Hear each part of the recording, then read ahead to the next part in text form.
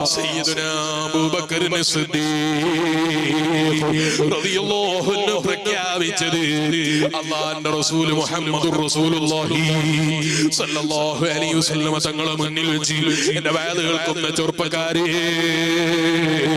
എന്റെ ജീവിതം മുഴുക്കെ ഞാൻ സമർപ്പിച്ചു നബിയേ, എന്റെ ജീവിതം മുഴുക്കെ ഞാൻ സമർപ്പിച്ചു നബിയേ, എന്റെ സമ്പത്ത് മുഴുക്കെ ഞാൻ സമർപ്പിച്ചു നബിയേ, എനിക്കൊന്നും വേണ്ട നബിയേ.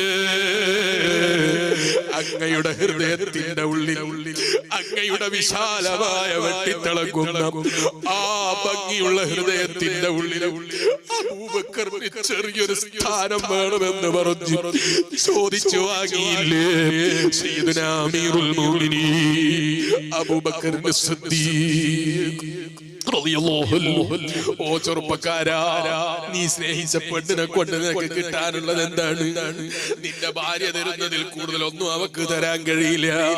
പക്ഷേ നിന്റെ സമയം നീ എത്ര ആവശ്യമില്ലാത്തതിൽ ചെലവഴിച്ചത്, എത്ര ആവശ്യമില്ലാത്തതിന് വേണ്ടി നഷ്ടപ്പെടുത്തിയത്, ആ സ്നേഹമെങ്ങാനും അല്ലാഹുവിന്റെ റസൂൽ മുഹമ്മദുർ റസൂലുള്ളാഹി സല്ലല്ലാഹു അലൈഹി വസല്ലം തങ്ങളെ സ്നേഹിച്ചിരുന്നെങ്കിൽ നിന്റെ ദുന്യവിയായ ലോകത്തോ പാരത്രിക ലോകത്തോ രണ്ട് ലോകത്തോ സർവ്വ നന്മക്കും അത് കാരണമായി പോയി.